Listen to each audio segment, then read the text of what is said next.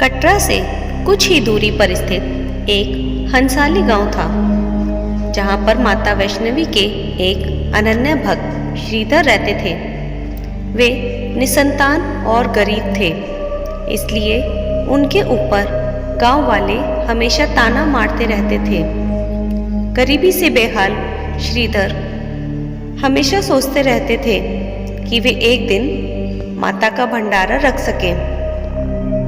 एक दिन श्रीधर ने अपने घर भंडारे का आयोजन रखा, जिसमें उन्होंने हंसाली गांव सहित आसपास के गांव में भी लोगों को माता रानी के प्रसाद खाने का न्योता दिया।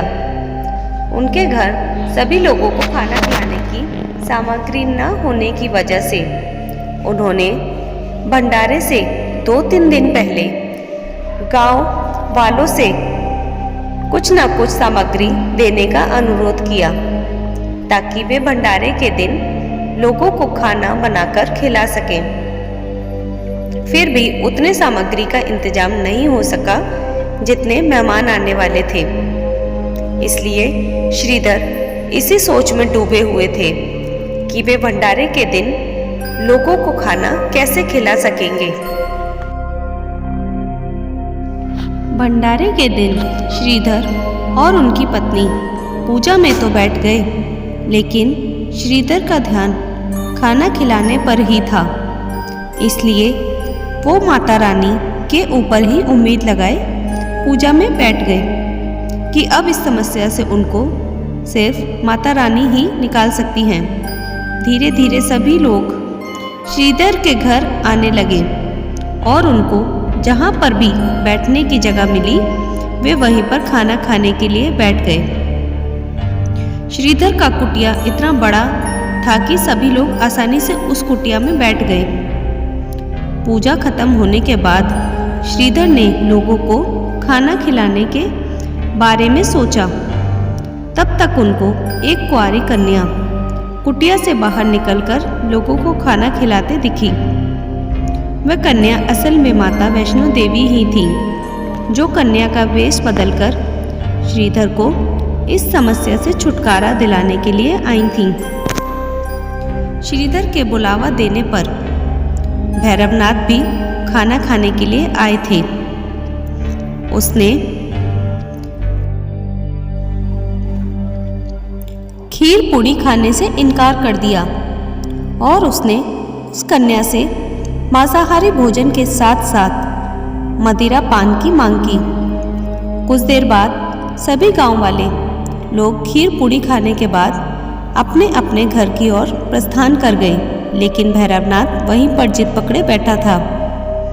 फिर उस कन्या ने भैरवनाथ को समझाया कि यह एक ब्राह्मण की कुटिया है, जहाँ पर मांसाहारी चीज़ों को लाने तक की भी अनुमति नहीं दी जाती है। लेकिन फिर भी भैरवनाथ अपने जगह से ना हिल सका। वह कन्या भैरवनाथ की छल कपट को समझ गई और वहां से तुरंत गायब हो गई। इतना देखते ही भैरवनाथ भी बिना प्रसाद ग्रहण किए उस कन्या का पीछा करते हुए वहां से तुरंत निकल पड़ा।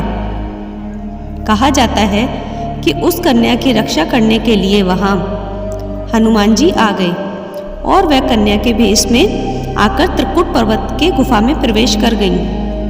कुछ देर बाद वह भैरवनाथ को कहीं पर भी वह कन्या ना दिखी, तो वह वहां से चला गया। हनुमान जी को प्यास लगी थी, इसलिए उन्होंने माता की गुफा से बाहर निकलने के बाद उनसे पानी पीने का आग्रह किया। तभी माता वैष्णो ने धनुष से पहाड़ पर प्रहार किया और प्रहार करते ही वहां से पानी की धारा उत्पन्न हो गई, जिससे माता वैष्णवी ने अपने केश को भी धोया था। इसके बाद माता वैष्णवी ने 9 माह तक इस गुफा के अंदर तपस्या की और हनुमान जी वहां पहरेदार बनकर उनकी रक्षा किए थे। वर्तमान में इस जलधारा को बाणगंगा के नाम से जाना जाता है।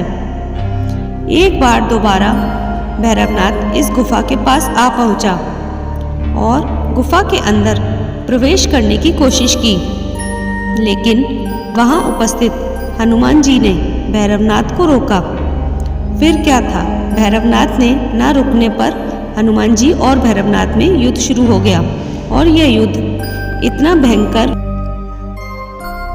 रूप धारण कर लिया कि खत्म होने का नाम ही नहीं ले रहा था।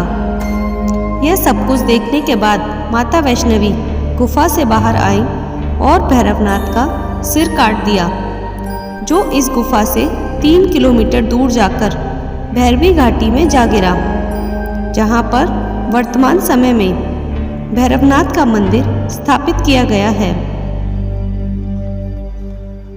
माता वैष्णवी ने जिस जगह पर भैरवनाथ का वध किया था, उस स्थान को भवन के नाम से जाना जाता है।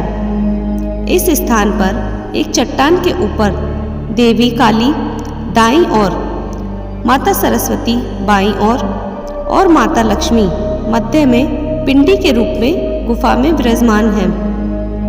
इन तीनों पिंडियों के सम्मिलित रूप को वैष्णो देवी का रूप माना जाता है।